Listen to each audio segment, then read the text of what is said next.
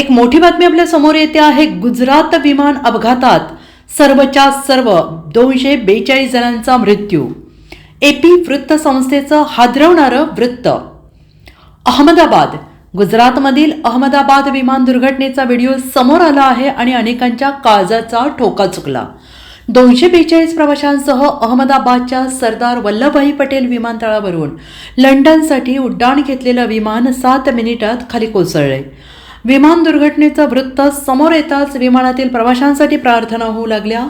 घटनेची माहिती मिळताच स्थानिक प्रशासनाने आणि बचाव पथकाने घटनास्थळी धाव घेत मदतीला सुरुवात केली. मात्र या दुर्घटनेचा व्हिडिओ पाहून मनात जी शंका न राहून येत होती, अखेर तेच घडलं.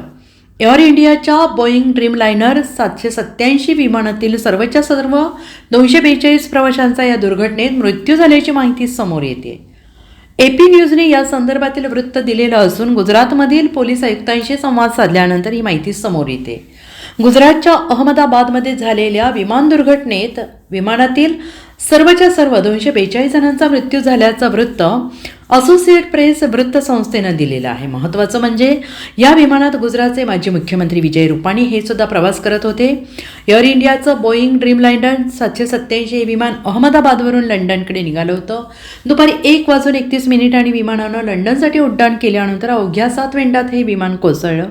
विमानाने हवेत टेक ऑफ घेतल्यानंतर जवळच असलेल्या मेघानीनगर या दाट लोकवस्तीच्या भागात जाऊन हे विमान कोसळलं. या विमानात 12 क्रू मेंबर्स आणि 230 प्रवासी प्रवास करत होते. क्रू मेंबर्समध्ये मुंबईकर अपर्णा महाडिक यासुद्धा होत्या. अपर्णा महाडिक या राष्ट्रवादी काँग्रेसचे खासदार सुनील तटकरेंचे भाचे अमोल यांच्या पत्नी होत. Bureau report, SPN Marathi, Ahmedabad.